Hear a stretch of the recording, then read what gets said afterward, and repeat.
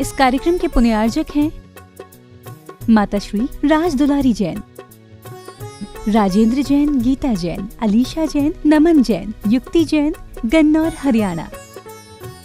भ्राता परिवार प्रवीण जैन, पूजा जैन, गन्नौर हरियाणा। भ्राता परिवार अनिल जैन, ममता जैन, गन्नौर हरियाणा। बहन बहनोई परिवार कविता जैन, मनीष जैन, रोहतक हरियाणा। की जय जय जय। बोले संत शिरोमणि गुरु आचार्य श्री विद्यासागर जी महाराज की जय जय जय। बोले गुणायतन प्रणेता शंका समाधान प्रवर्तक भावना युग प्रवर्तक प्रखर वक्ता मुनि श्री 108 प्रमाण सागर जी महाराज की जय जय जय। बोले परम पूज्य मुनि श्री अरहंत सागर जी महाराज की जय जय जय। सिद्ध क्षेत्र शंभेशकर की तलहटी में स्थित गुणायतन परिसर से गुणायतन ट्रस्ट परिवार और सभी सहयोगी आपका हार्दिक अभिनंदन स्वागत करते हैं। बंधु चलते हैं प्रतिदिन की भांति परम पूज्य मुनिवर के मुखाग्रहण से जाप अनुष्ठान का कार्यक्रम प्रारंभ हो रहा है। सभी तैयार हो जाएं। आप सभी की ओर से मुनिवर से निवेदन, हे मुनिवर जाप अनुष्ठान के माध्यम से हम सभी का मार्ग प्रशस्त करें। ओ सारे जग में शांति हो, वैश्विक महामारी शीघ्र समाप्त हो, इस पवित्र भावना से हम शांति मंत्र की आराधना करेंगे। ओम सम्यक दर्शनाय नमः। ओम सम्यक दर्शनाय नमः। ओम सम्यक ज्ञानाय नमः। ओम सम्यक ज्ञानाय नमः। ओम सम्यक चारित्राय नमः। ओम सम्यक चारित्राय नमः। ओम ह्रीं जगत शांति कराय श्री शांतिनाथाय नमः। सर्वोपद्रव शांतिं कुरु कुरु स्वाहा। ओम ह्रीं जगत शांति कराय श्री शांतिनाथाय नमः। सर्वोपद्रव शांतिं कुरु कुरु स्वाहा। ओम ह्रीं जगत शांति कराय श्री शांतिनाथाय नमः। सर्वोपद्रव शांतिं कुरु कुरु स्वाहा। ओम ह्रीं जगत शांति कराय श्री शांतिनाथाय नमः।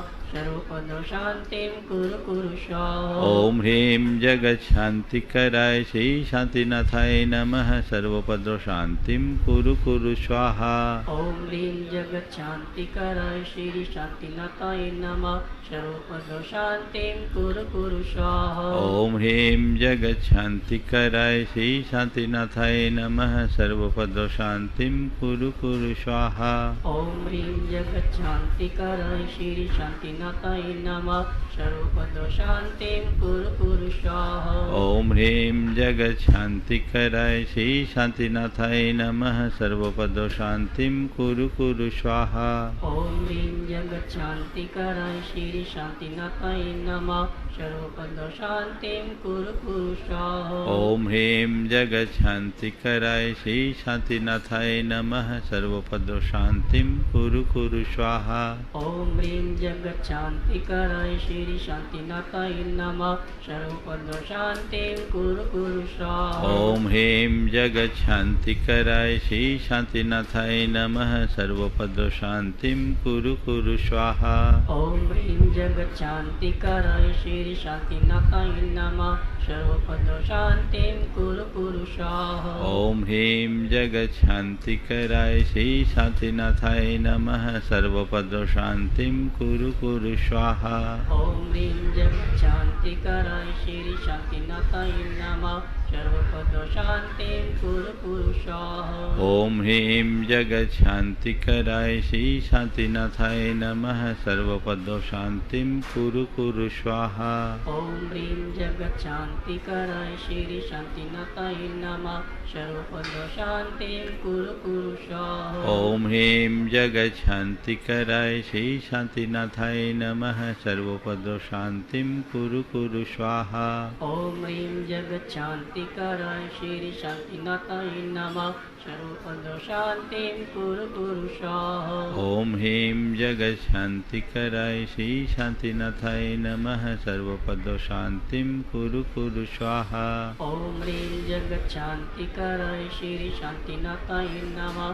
सर्वोपद्रव शांतिं कुरु कुरु स्वाहा। ओम ह्रीं जगत शांति कराय श्री शांतिनाथाय नमः। सर्वोपद्रव शांतिं कुरु कुरु स्वाहा। स्वाहा ओम ह्रीं जगच्छान्तिकराय श्री शान्तिनाथाय नमः सर्वपदो शान्तिं कुरु कुरु स्वाहा ओम ह्रीं जगत शांतिकराय श्री शांतिनाथाय नमः सर्वपदो शांतिं कुरु कुरु स्वाहा ओम ह्रीं जगच्छान्तिकराय श्री शान्तिनाथाय नमः सर्वपदो शान्तिं कुरु कुरु स्वाहा ओम ह्रीं जगत शांतिकराय श्री शांतिनाथाय नमः सर्वपदो शांतिं कुरु कुरु स्वाहा ओम ह्रीं जगच्छान्तिकराय श्री शान्तिनाथाय नमः सर्वपदो शान्तिं कुरु कुरु स्वाहा ओम ह्रीं जगत शांतिकराय श्री शांतिनाथाय नमः सर्वपदो शांतिं कुरु कुरु स्वाहा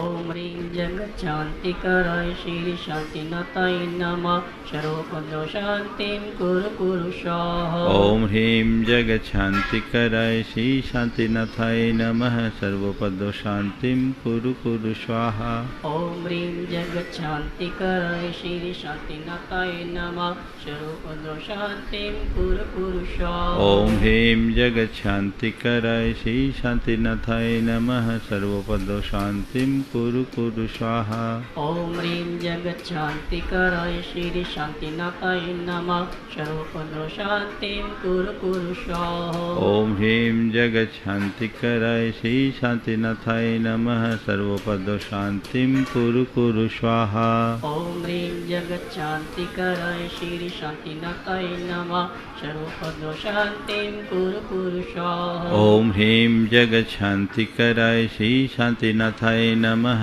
सर्वपदो शांतिं कुरु कुरु स्वाहा ओम ह्रीं जगच्छान्तिकराय श्री शान्तिनाथाय नमः सर्वपदो शान्तिं कुरु कुरु स्वाहा ओम ह्रीं जगत शांतिकराय श्री शांतिनाथाय नमः सर्वपदो शांतिं कुरु कुरु स्वाहा ओम ह्रीं जगच्छान्तिकराय श्री शान्तिनाथाय नमः सर्वपदो शान्तिं कुरु कुरु स्वाहा ओम ह्रीं जगत शांतिकराय श्री शांतिनाथाय नमः सर्वपदो शांतिं कुरु कुरु स्वाहा ओम ह्रीं जगच्छान्तिकराय श्री शान्तिनाथाय नमः सर्वपदो शान्तिं कुरु कुरु स्वाहा ओम ह्रीं जगत शांतिकराय श्री शांतिनाथाय नमः सर्वपदो शांतिं कुरु कुरु स्वाहा ओम ह्रीं जगच्छान्तिकराय श्री शान्तिनाथाय नमः सर्वपदो शान्तिं कुरु कुरु स्वाहा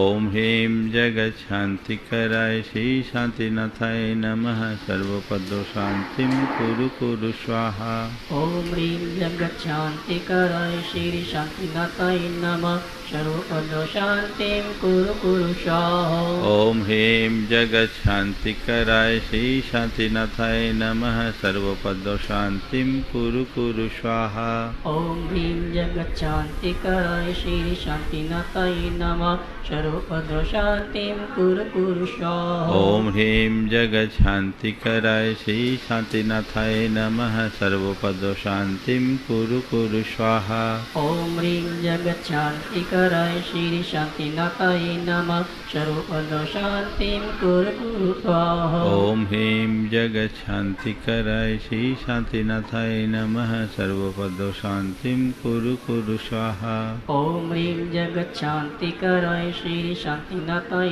नमः सर्वपदो शान्तिं कुरु कुरु स्वाहा ओम ह्रीं जगत शांतिकराय श्री शांतिनाथाय नमः सर्वपदो शांतिं कुरु कुरु स्वाहा ओम ह्रीं जगच्छान्तिकराय श्री शान्तिनाथाय नमः सर्वपदो शान्तिं कुरु कुरु स्वाहा ओम सम्यक दर्शनाय नमः ओम सम्यक् दर्शनाय नमः ओम सम्यक ज्ञानाय नमः ओम सम्यक् ज्ञानाय नमः ओम सम्यक चारित्राय नमः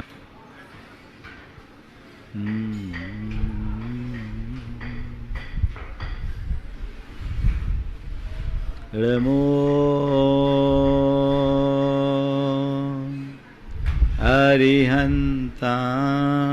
अरिहन्ताणं नमो अरिहन्ताणं नमो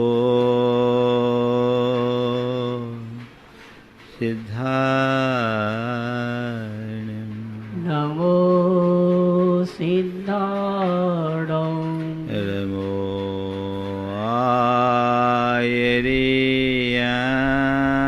आयरियाणं नमो आयरियाणं नमो उवज्झायाणं नमो उवज्झायाणं नमो लोये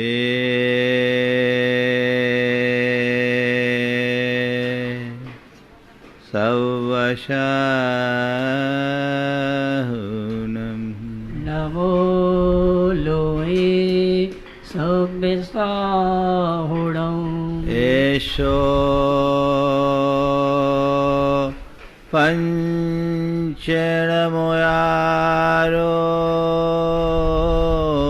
ऐसो पञ्चनमो यारो सव्वपावपणाशिनो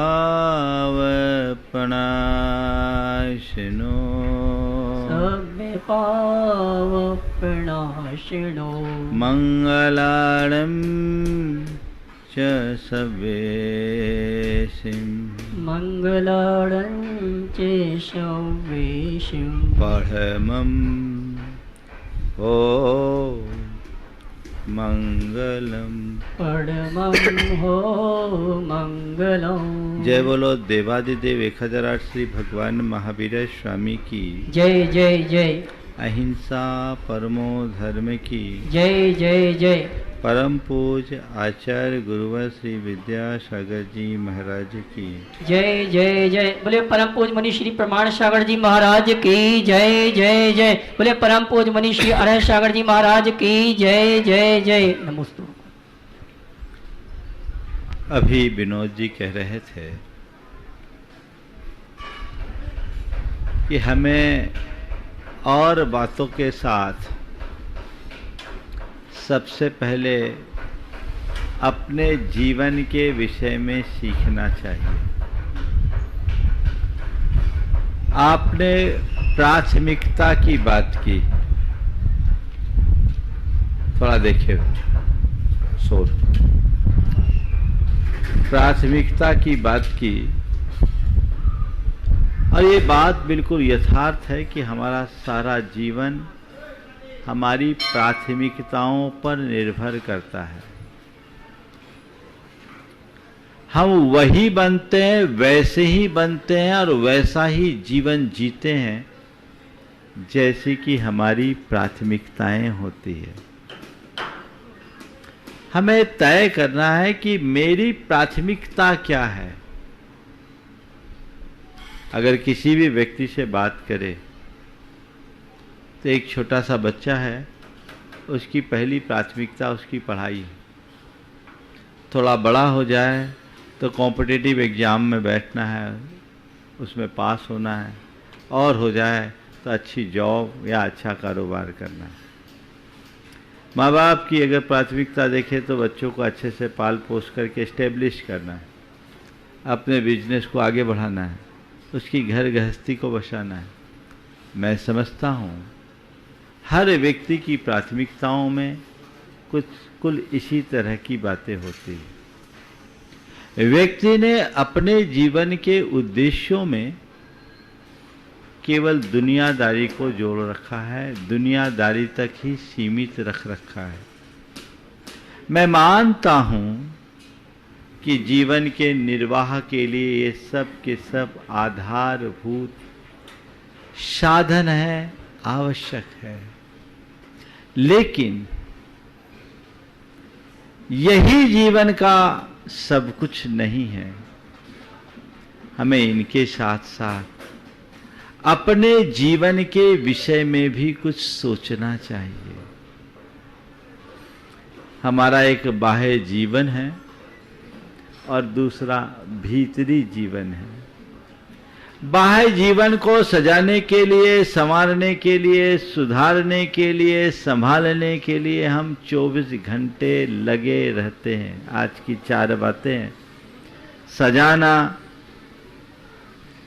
संवारना, संभालना, सुधारना। इनके लिए 24 घंटे लगे हो। जो हमारा बाहरी जीवन है, हर व्यक्ति अपनी बाहरी जिंदगी को खूबसूरत बनाना चाहता है। हर व्यक्ति अपने व्यक्तित्व को अट्रैक्टिव बनाना चाहता है। हर व्यक्ति अपने जीवन को स्टेबल रखना चाहता है। और हर व्यक्ति अपने जीवन में रोज रोज निखार लाना चाहता है, उसमें सुधार करना चाहता है। कीजिए, मुझे कोई आपत्ति नहीं। आप खूब सजिए, संवरिए, संभालिए, सुधारिए। लेकिन मैं केवल आपसे एक ही सवाल करता हूं, बाहर से खूब सज संवर लो, बाहर से आप बिल्कुल फिटफाट हो, और अंदर से यदि कमजोर हो तो क्या होगा? ठीक वैसा ही होगा जैसे किसी की फोटो तो बहुत खूबसूरत हो और एक्सरे बिगड़ा हो। उसका क्या होगा बोलो? उसके लिए वो चिंता का विषय है या नहीं? फोटो अट्रैक्टिव है लेकिन एक्सरे खराब है, वो उसकी चिंता का विषय है कि नहीं? बोलो, है ना? तो मैं आपसे इतना कहता हूं, बाहर के लिए तुम सब कुछ लगा देते हो, पूरा जीवन उसमें खपाते हो, भीतर के लिए तुम्हारी क्या तैयारी? कभी उसके विषय में सोचने की कोशिश की? क्या तुम्हारी प्राथमिकताओं में तुम्हारा भीतरी जीवन भी है? मुझे धन कमाना, मुझे यश कमाना, मुझे नाम कमाना, मुझे परिवार बढ़ाना, परिवार को सेटल करना, अपनी पहचान बनाना, ये सब चीजें तुम्हारे मानस में है और तुम इसके लिए 24 घंटे सचेष्ट भी हो। लेकिन मुझे अपनी आत्मा का सुधार करना है, मुझे अपनी आत्मा का उद्धार करना है, मुझे अपने जीवन का कल्याण करना है, मुझे अपना बेड़ा पार करना है, ये भाव बहुत कम। ऐसा इसलिए क्योंकि लोगों को बाहर के जीवन में ही रस है, भीतर के जीवन का तो परिचय ही नहीं है। यदा कदा सत्संग में आए या धर्म सभाओं में आए तो कह देते भैया ये तो बाहर की माया है, असली राम तो भीतर है। कहते हो? तो भैया जब ये कहते हो कि ये बाहर की माया है, असली राम तो भीतर है, तो उस राम की खबर क्यों नहीं? उस राम की चिंता क्यों नहीं? कभी सोचे, एक पल को थोड़ा सोच लो कि अभी इसी घड़ी मेरी मृत्यु हो जाए। कभी भी किसी की घड़ी आ सकती है।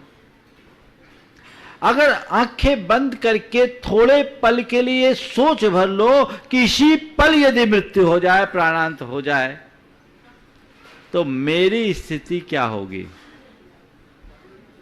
बोलो, कभी सोचने में आता है कि अभी मैं इस दुनिया से चले जाऊं, अचानक मेरे प्राण निकल जाए तो मेरी स्थिति क्या होगी? तुम्हारे द्वारा जोड़ा हुआ ये धन तुम्हारे साथ जाएगा,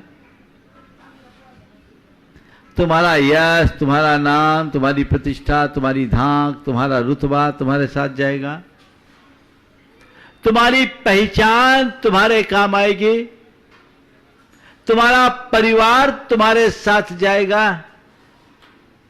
बोलो क्या होगा? सब यहीं धरा रह जाएगा, है ना? ये जीवन का एक सत्य है कि नहीं? सब धरा रह जाएगा ये पता है, लेकिन हम पूरे जीवन इसी सत्य को झुटलाने में लगे रहते हैं। सब धरा रह गया तो फिर अपने मन से पूछो, ऐसा कुछ मैंने उपार्जित किया जो इस भाव से भवांतर तक मेरे साथ रहे? ऐसा कुछ किया? शायद देखेंगे तो बाहर के लिए तो उपलब्धियों का अंबार होगा और भीतर के लिए उंगलियों में गिनने लायक, है ना। एक आदमी मरा सपने में, और सपने में गया यमराज के पास, उसका लेखा जोखा देखा गया। तो आदमी कोई अच्छा कर्म किया नहीं था, पर वहां के अधिकारी ने उस पर रहम करके कहा, देखो भाई, तुमने जीवन में कोई अच्छा काम किया हो तो बता दो, एक भी अच्छा काम किया हो तो बता दो। अगर तुम सच बोलोगे तो तुम्हें हम स्वर्ग फिर शिफ्ट कर देंगे। अगर तुमने अपने जीवन में कोई अच्छा काम किया, एक भी अच्छा काम किया है, तुम सच बता दो तो हम तुम्हें स्वर्ग में पहुंचा देंगे। उसने बहुत याद लग गया, और ये शर्त थी कि सच बोलना, झूठ मत बोलना। तो वहां झूठ बोलने का तो काम ही नहीं, क्योंकि नरक का डर था। बोला, अगर सच बोलो तुमने कोई अच्छा काम किया हो तो हम तुम्हें स्वर्ग भेज देंगे। उसने बहुत दिमाग लगाया और काफी देर सोचने के बाद कहा, हमने एक बार अच्छा काम किया। बोले, क्या किया? बोले, हमने चवन्नी का दान दिया था। हमने चवन्नी का दान दिया था। बोला, बहुत अच्छा, ये चवन्नी लाए कहां से थे? बोले, एक की अठन्नी चुराई थी, एक की अठन्नी चुराई थी। तो उन्होंने कहा, भैया अठन्नी चुरा कर चवन्नी का दान करोगे तो जाओ नरक में, और कोई जगह नहीं है। मेरा कहने का मतलब केवल इतना है, बाहर की उपलब्धियां हमें दिखती है, उसके लिए 24 घंटे सचेष्ट रहते हो। भीतर के लिए क्या? रूप को खूब सजाया, स्वरूप का क्या हाल है? रूप नहीं, स्वरूप को सजाओ, स्वरूप को संवारो, स्वरूप को संभालो, स्वरूप को सुधारो। आपको एक पल भी थोड़े बाल उल्टे पुल्टे हो जाए तो तुरंत कंघी लगा के आप आईना का उपयोग करके एकदम ठीक हो जाते होते हो। क्यों? महाराज, लुक अच्छा होना चाहिए। मैं भी कहता लुक अच्छा हो, अच्छा रखो, पर लुक अच्छा होने के साथ साथ लुकिंग भी अच्छी हो। लुकिंग कैसी है? उसकी तरफ दृष्टि, अंतर्दृष्टि होनी चाहिए। मैं देह नहीं चेतनात्मा हूं, इस बात का हर पल एहसास और आभास होना चाहिए। मैं बाहर की दुनिया में तो 24 घंटे रमा रहता हूं, मुझे अपने भीतरी दुनिया के विषय में भी कुछ सोचना चाहिए। जब ये सोच विकसित होगी तो अंदर से एक स्वाभाविक प्रेरणा जगेगी, और वह प्रेरणा तुम्हें, तुम्हारे जीवन को बदल डालेगी। फिर कुछ कहने की जरूरत नहीं होगी। मुझे अपने आप को, अपने स्वरूप को संभालना है। कोई व्यक्ति अगर बेतरतीब तरीके से कहीं पेश आता है तो वहां उसका कोई प्रभाव नहीं पड़ता। पड़ता है क्या? सलीके से आने वाले व्यक्ति का हर व्यक्ति पर प्रभाव पड़ता है। तो जैसे बाहरी जीवन में भी सलीका चाहिए, तो भीतर जीवन के लिए भी सलीका होना चाहिए। वहां अभी तो सब कुछ बेतरतीब और अस्त व्यस्त है, ठिकाना नहीं, पता ही नहीं, परिचय नहीं। उसका परिचय पाओ, उसके विषय में सोचो। 24 घंटे तुम पर की चिंता में तत्पर रहते हो, निज की भी तो खबर लो। निज की खबर लो, अपनी आत्मा की सुध लो। मैं ये नहीं कहता कि आप दुनियादारी छोड़ दो, बस केवल इतना ही कहता हूं कि केवल दुनियादारी में ही मत फंसो। अपने जीवन के मर्म को पहचानो, एक मोड़ अपने भीतर घटित करो, जिससे जीवन की सही दिशा तय हो सके। नहीं तो एक दिन राम कहानी पूरी हो जाएगी, बचेगा क्या? कुछ भी नहीं। इस सच्चाई को जानने के बाद भी लोग उसी मोह माया में फंसे रहते हैं। अंतरंग में, हृदय में स्थापित कर लो, बाहर सब माया है, असली राम भीतर है। मुझे उस राम की खबर रखनी है, माया में नहीं फंसना है। जब तक ये दृष्टि विकसित नहीं होगी, जीवन रूपांतरित नहीं हो सकेगा। अपने आप को बदलिए। मुझे रूप नहीं, स्वरूप को प्राथमिकता देनी है। ये रूप तो 4 दिन की है। आज जिसका रूप है कल विद्रूप भी हो सकता है, होता है। क्या है इस रूप की कहानी?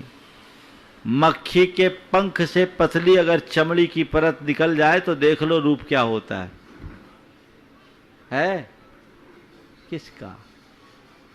रूप। ठीक है, ये बाहर के जीवन के लिए एक आवश्यक है, उसका आलम्बन लो, उसे सुझाव समारो, सुधारो, जो करना है करो, लेकिन स्वरूप को ध्यान में रखो। और ये स्वरूप भी 2 स्तर पर, एक आत्मा का स्वरूप और दूसरा आंतरिक व्यक्तित्व। दोनों चीजों को पैरेलल लेकर के चलो। आध्यात्मिक दृष्टि से जब हम विचार करें तो हमें हर पल अपनी आत्मा के स्वरूप का स्मरण करना चाहिए कि मैं शुद्ध चेतन आत्मा हूं, केवल जानने और देखने रूप हूं। एक परमाणु भी मुझसे पृथक मेरा नहीं है। ये स्वरूप का बोध हर पल होना चाहिए। उसको पहचानो, उसे सजाने की भी जरूरत नहीं, उसे संभालने की भी जरूरत नहीं है। बस उसके लिए जो हर पल बिगाड़ कर रहे हैं उससे बचने की जरूरत है। जो हम इस बाहरी रूप की माया में फंसकर 24 घंटे उसमें रम रहे हैं, उससे दृष्टि हटाएं तो हमारे अंदर का रूप तो अपने आप निखर जाएगा। कहते हैं दर्पण के ऊपर यदि धूल की परत जम जाए तो उसमें कोई प्रतिबिंब नहीं उभरता, लेकिन दर्पण का स्वभाव कुछ ऐसा होता है कि उसमें कैसी भी धूल क्यों ना पड़े, एक बार फूंक मार दी जाए तो सब साफ हो जाता है। तो हमारे अंदर की चेतना तो दर्पण की तरह है, जिस पर हमने अपने अज्ञान से प्रेरित होकर कर्मों की धूल की परत दर परत जमा रखी है। एक बार दृष्टि भर पड़ जाए, उसके सफाई का उद्यम भर हो जाए, आज ही वो दर्पण पूरी तरह प्रकट हो जाएगा। और एक बार दर्पण प्रकट हो जाए तो लोक अलोक सब उसमें प्रतिबिंबित हो जाएगा। इसलिए कहते हैं नमः श्री वर्धमानाय, नमः श्री वर्धमानाय निर्धूत कलिलात्मने सालोका नाम तिलोका नाम यद विद्या दर्पणाय थे। जिन्होंने अपने भीतर के कलिल यानी पाप को धो डाला है, इस दर्पण पर जो धूल है उसे जिसने साफ कर दिया है, उसके ज्ञान में लोक अलोक सब अपने आप प्रतिबिंबित हो जाते हैं। पर धूल को धोना तो दूर, भूल ऐसी है कि हर पल धूल पर और धूल चढ़ा रहे हैं। इस भूल को सुधारिए और अपनी चेतना को संवारिए। अब ये मेरे ऊपर और परत न जमे, ये प्रगाढ़ न बने, ये सोच होनी चाहिए। और बाहरी व्यक्तित्व को, या अपने व्यवहारिक दृष्टि से जिस व्यक्तित्व की बात करते हैं, हमारा भीतरी व्यक्तित्व, बाहर की पर्सनालिटी दिख रही है, आदमी बड़ा टिप टॉप है, बहुत अच्छा लुक है और बोली भी बहुत अच्छी है और आदमी बड़ा संपन्न भी है, बाहर से तो अट्रैक्टिव है, अच्छा दिखने वाला, लेकिन भीतर से अच्छा होना चाहिए हमारा व्यक्तित्व व्यवहारिक दृष्टि से। जितना अच्छा हमारा लुक है उतनी अच्छी हमारी सोच भी होनी चाहिए। अच्छी सोच, अच्छी भाषा, अच्छा व्यवहार और अच्छा खान पान एक अच्छे व्यक्तित्व की पहचान है। अपने अंदर के व्यक्तित्व को देखो कि मेरी सोच का स्तर कैसा है, मेरी भाषा का स्तर कैसा है, मेरा व्यवहार कैसा है और मेरा खान पान कैसा है। इस तरफ भी ध्यान दो। लोग इस बात के लिए तो हमेशा सचेत रहते हैं कि मैं अट्रैक्टिव बनूं, सब पर मेरा अच्छा असर पड़े, पर भैया भीतर तो देखो। आज लोगों की दशा मुझे ऐसे लोगों की तरह दिखती है जैसे कोई लाठी ऊपर से तो खूब रंगी पुती है, पर भीतर से दीमकों ने खोखला कर दिया। ऐसी लाठी किस काम की? ये लाठी लुभावनी हो सकती है लेकिन सहायक नहीं बन सकती। जिन लोगों का व्यक्तित्व बाहर से सजा संवरा अंदर से खोखले हैं, वे अपने जीवन के साथ एक बहुत बड़ा खिलवाड़ कर रहे हैं, ऐसा समझना चाहिए। बहुत लोगों के साथ ऐसा देखने में आता है, दिखते कुछ हैं और होते कुछ हैं। ये एक प्रकार का आत्मा छल है, इससे बचें।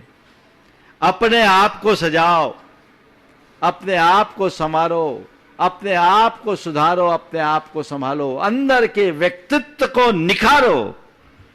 आजकल लोग पर्सनालिटी डेवलपमेंट की बहुत सारी बातें करते हैं, पर कौन सी पर्सनालिटी ये भी तो देखो।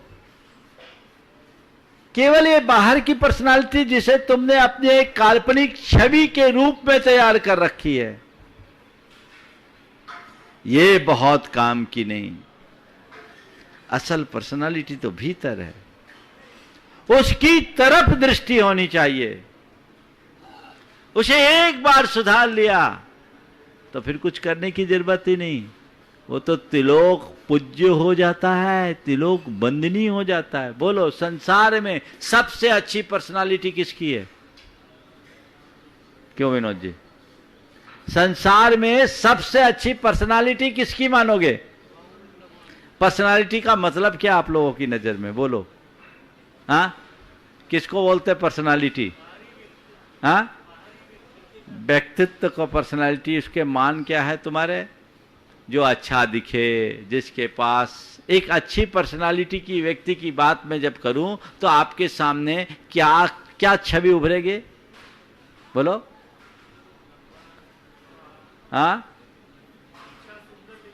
हाँ, अच्छा दिलडाल। बोलो अरुण। हाँ हाँ, तुम लोगों का यही तो मान है, दिलडाल अच्छा हो, बॉडी लैंग्वेज अच्छी हो और बैकग्राउंड साउंड हो, अच्छा फाइनेंशियल बैकग्राउंड हो, अच्छा फैमिली बैकग्राउंड हो, अच्छा पॉलिटिकल बैकग्राउंड हो, है ना, अच्छा लुक हो। ये अच्छी पर्सनालिटी है ना। दुनिया में जितने बड़े बड़े पर्सनालिटी ना, प्रेसिडेंट ऑफ अमेरिका भी है ना, तो वो भी बहुत बड़े नहीं है अगर हम तीर्थंकरों के सामने ला करके खड़ा कर दे तो है। इंद्र और चक्रवर्ती भी जिसके चरणों का चाकर बने, उससे बड़ी पर्सनालिटी कौन है? बोलो। तीर्थंकर परमात्मा के व्यक्तित्व की ये आभा किसके कारण है? उनके राजपाट के कारण, उनके ठाट बाट के कारण, या उन सब से विमुख होकर अपने अंतश्चेतना की चमक के कारण? किसके कारण? बोलो।